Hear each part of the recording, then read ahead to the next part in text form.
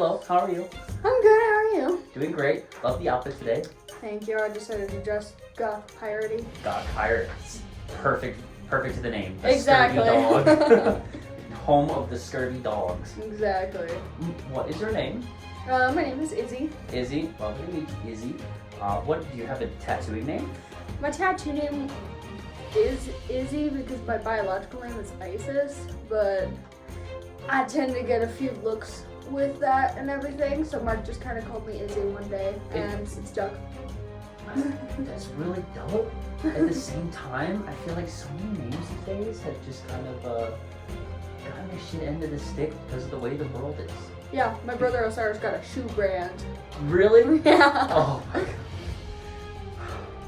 god. Osiris. At least it was rocking. At least the skating industry is like all there, you know? Yeah, I love me some Osiris shoes, I ain't even gonna lie. I rocked a pair for sure. I remember the days. So where are you from, Izzy? Born and raised in Colorado. I did live in California for like 6 years. And moved back after graduating from high school.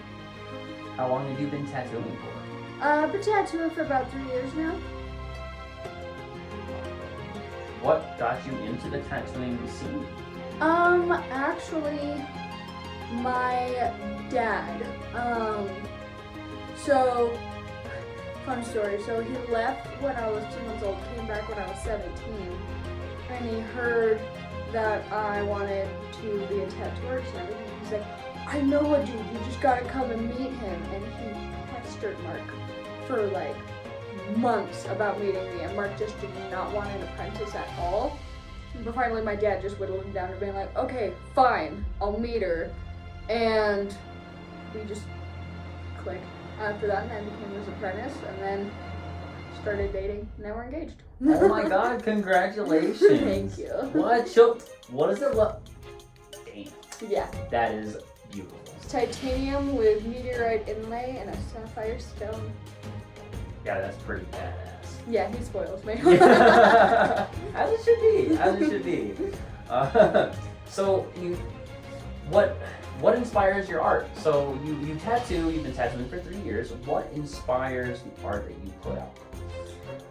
Honestly, a lot of it is just by any shows that I seem to watch that I find interesting. I'll take bits and pieces from every show. I've taken pieces from like Supernatural, from almost any anime. I'm usually taking stuff from other artists. If I like the way that they're tattooing, I'm just like, ooh, let me tweak that for my own style and everything too. And I'm just an amalgamation of a little bit of everything. Is that what you would say your style consists of? It's like just a little bit of everything. Absolutely. I definitely lean a lot more towards like anime, neo-trad, and lately embroidery, of course. And I think I recently saw you got a piece in a competition for an embroidery. I did. I got second place best color for my first ever embroidery tattoo that I did. Congratulations. Thank That you. says a lot for it being a first of a first. Yeah. That's awesome. Huge congrats. Thank you. How long have you been competing for? Honestly, that was one of the first competitions that I actually like tried. I've entered like a few real small pieces just to understand the process of what it's like competing, but not to genuinely like try and win anything. That was my first one on trying to be like, okay, maybe let's try this out. And now that I actually have an award under my belt, I'm just like, you know what, let's get way more heavily into this. So I'm planning on hitting the competition scene real hard as long as I can. Right on. I would say your life, it leans towards the spoiled side then just a little bit. We have an amazing tattoo apprenticeship. We have one of the first pieces being entered to still see a placement. Like that's huge. Yeah, my apprenticeship and just where I work and everything like that, I'm a very spoiled tattoo artist, most definitely. I worked my way to get to be spoiled and everything like that. Like I built a tattoo shop and a bunch of other shit, so like I feel like I deserve the spoiledness at this point. I've been through enough of the mud and everything to be able to say that yeah, no, this is nice. I won't complain. So, building a shop, what brought you to work at Scurvy Dog? So I started apprenticing under Mark when he worked at a different shop. But he was just like, I'm gonna build my own shop, and I'm just like, alright, cool. And being the apprentice, you're the grunt. You're there to do labor. So he's like, cool, we're building a shop. And I'm like, okay. I've never done hardcore manual labor before, but I'll be there. So we would get up at like 8 or 9. We'd head on the road because we were down in the spring, so we'd drive the hour and a half to Parker. We'd work until about midnight, drive all the way back down to the springs and do it all again. And that was for like a year or so of just building the shop and everything. And since I helped build it, this is my home, bro. So yeah, I did work at another shop after the shop got done being built, just to kind of spread my wings a little bit after I finished my apprenticeship and everything like that. But I realized that this was my home. This is where I belong. So I looked at Mark and I'm like, I want to come back. I don't like working at other shops. I miss home. And he's like, alright, let's do this because we miss having you here. What makes the Scurvy Dog home for you? What sets it apart from all the other shops? First of all, the fact that I helped build it definitely helped. Your own 2 hands, sweat and blood. Exactly. And Exactly. And I like that we built a family here, and I hate when like restaurants or other businesses and everything are just like, we're a family here, because usually it's absolute bullshit. But for here, it's genuinely like, we'll eat at each other's places all the time. We spend Thanksgiving and Christmas together just because we want to, not because we're here at the shop. No, we're coming over to each other's places. We're exchanging gifts. We celebrate birthdays, losses, everything together. And I also, like, on a lesser note, I like that the boots are separate. You can completely close off. And I feel like that definitely helps make females feel safer getting tattooed here, because they're not in a completely open shop where they have to be like half naked and everything, running around with a bunch of other tattoo artists and clients looking at them. You could be completely cut off and safe here. And we've even tattooed Muslim women who are just like, I can't show my body to any man or anything like that. So we're like, perfect, this is a perfect shop because we can close all the curtains. All men here are very respectful. You can make sure that you're safe here, and we'll value your religion here and everything too. That's actually really cool and amazing. 'Cause I know from my own personal experience, this is one of the only shops that I have been in that is fully sealable. Yeah. Each booth, so you have your privacy and you can get tattooed the way you want to get tattooed, which is big. Because a lot of shops is like, you're in my shop, you're gonna get tattooed how we tattoo. Exactly, yeah, and that's how most of the shops that I've been to are as well. But Mark was very adamant about making sure it was closed off booths and everything for comfortability for all of us, and so that way decorating our own space is a lot easier and funner to do. So what would you say are some common misconceptions about the life of a tattoo artist?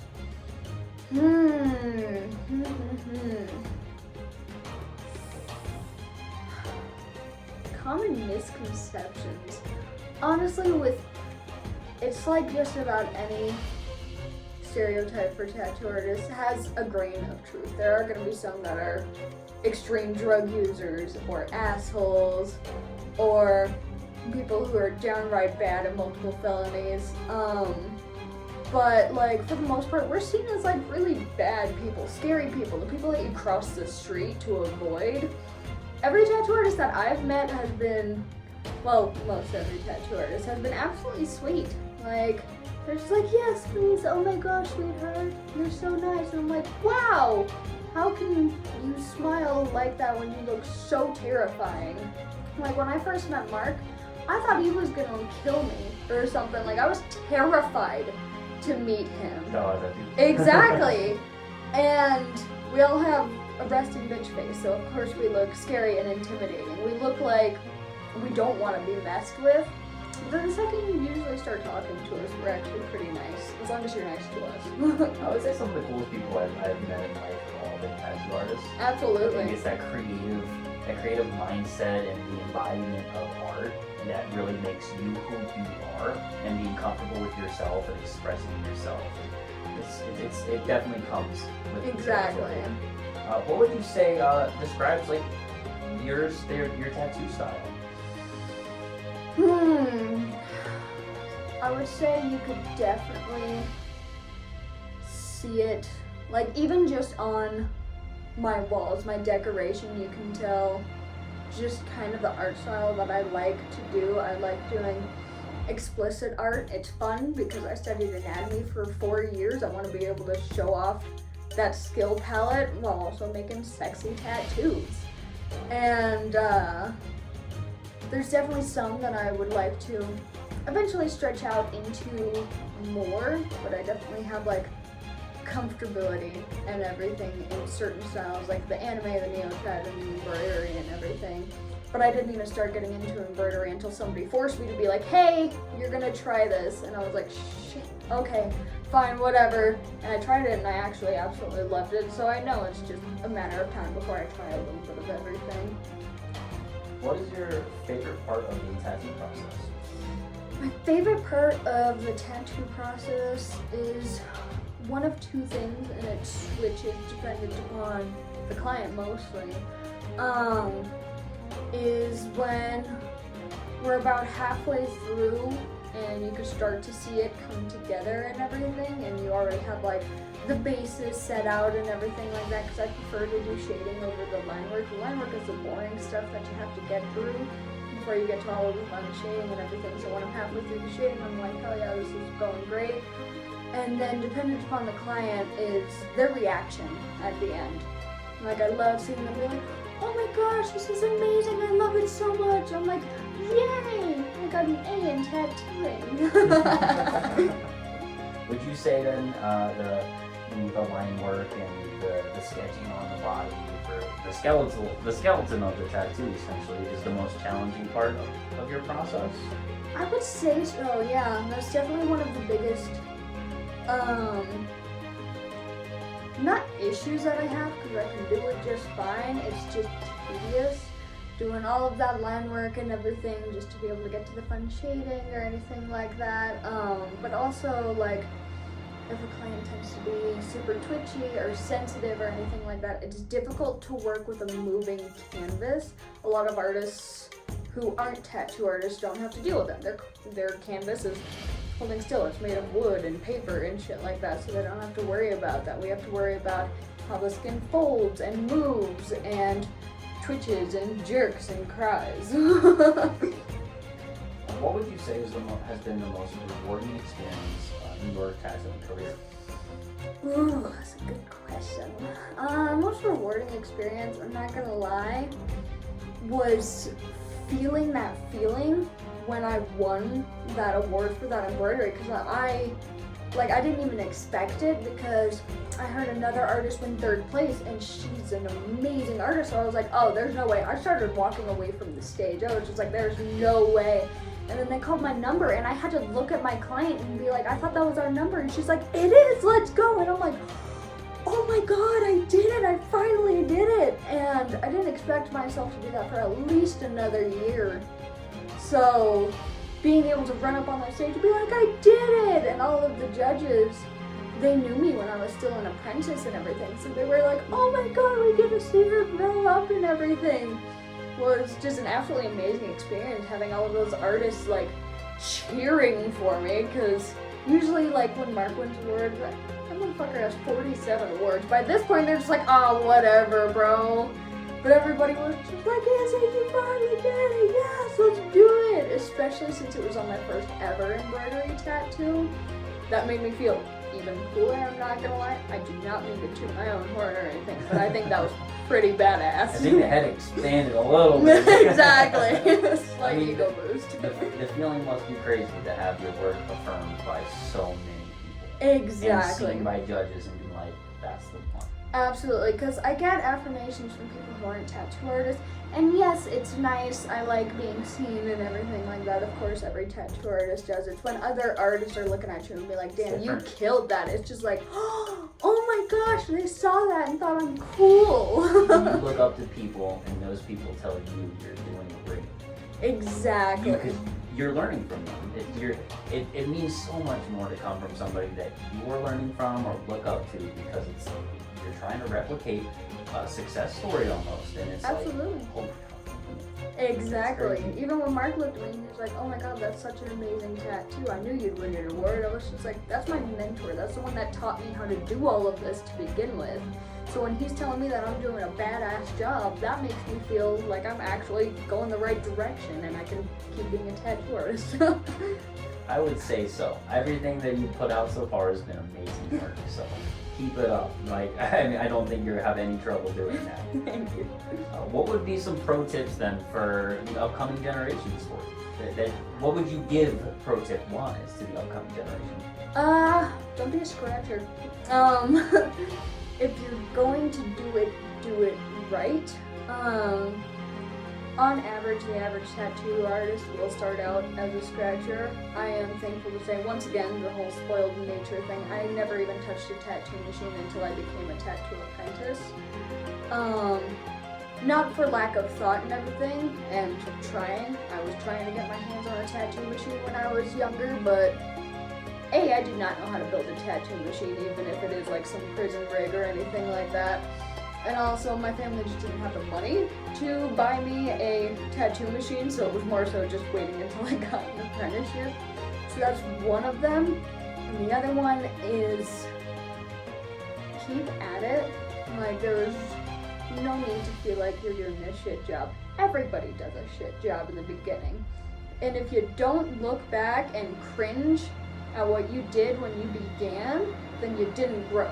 The average artist will always look at their past work and be like, "Oh my God, I sucked." And everyone else is just like, "No, it's completely fine." So always, always, always keep growing. Mark told me, can't never could because you didn't try hard enough. And it just lives rent-free in my brain, and it will for the rest of my life. So, and that's helped me grow, because I didn't think I could tattoo. Well, I got that. I didn't think I could do embroidery. Well, I did that. Didn't think I'd win an award. Well, I did all of that. So it's just a constant mantra that I live by, that I feel like everybody should. What would be your favorite thing and your not so favorite thing about the tattoo industry? My favorite thing would be the camaraderie.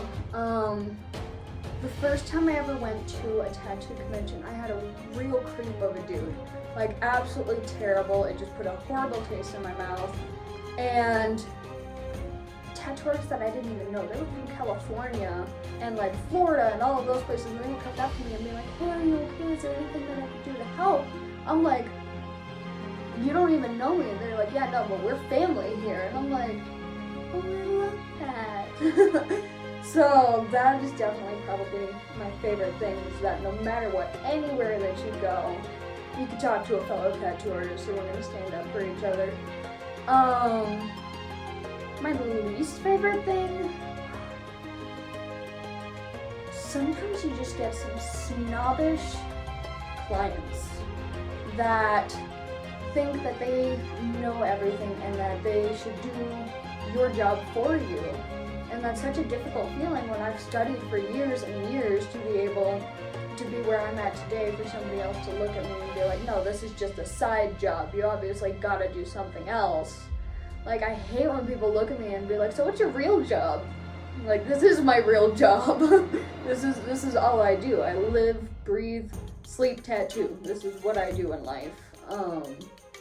And there are some snobbish tattoo artists out there too that are the same way. They're just like, "Oh, you're only 3 years into tattooing. You can't even talk to me until you're at least 10 years in." Those people are a little bit of a nuisance, but thankfully those types of tattoo artists are pretty few and far between. It seems like it. It seems like the entire most of the tattoo community is just very tight-knit and very family-oriented. Absolutely we are, yeah. what would you say now is your short-term goals and long-term goals in your career? My short-term goals, keep winning awards. I want to be able, so I got that second place. I want to be able to get a first place, and then I want to be able to get multiple awards in one day. Those are my short-term goals, and then my long-term ones are competing so much to where people look at me and be like, oh, you're Izzy, the tattoo artist. I want to be recognized in public. I want people to look at me and be like, oh, that's that badass bitch. She's got multiple awards and she knows what she's doing. Because I've seen Mark get recognized by complete strangers and be like, you're Morbid Mark. And I'm just like, I want that. I want to be that cool to where people recognize me and recognize my art. For the longest time when I was his apprentice, they're like, oh, you're Morbid Mark's apprentice. They didn't even call me my name or anything. I was Morbid Mark's apprentice. That's what I got. That must be pretty cool to have, to have a teacher like that. Yeah, no, I had so many people look at me and be like, you are so lucky. I wanted to get an apprenticeship under that dude. And I'm like, I thank my dad for that, for pestering this poor man for months on end. Why should people get tattooed? So many reasons. A, you look so much cooler. Also, it's your body, and I feel like everybody looks better naked with tattoos. Everybody looks better naked with tattoos. Absolutely. Across the board, yes. Absolutely. Like, I've noticed with a lot of people, especially me, I started getting tattoos not only because I'm a tattoo artist and it comes with the job, but also because I was really down and low on myself. I did not like the way I look. But the more tattoos that I get, the more comfortable I feel. I'm like, yes, please look at all of my body because it all has cool art in one way or another. And there's sentimental value behind it too. There's something for a family member that passed away or anything. Because it's there forever. It is a one-time payment. You do it, you're done, it's there for the rest of your life. You can't say that about too many things. And even if it's just one, just to say that you did it, it is such a cool experience to be able to have. And if you don't like pain, we got numbing stuff. It is the 21st century. It is time to get in the chair. Everybody should.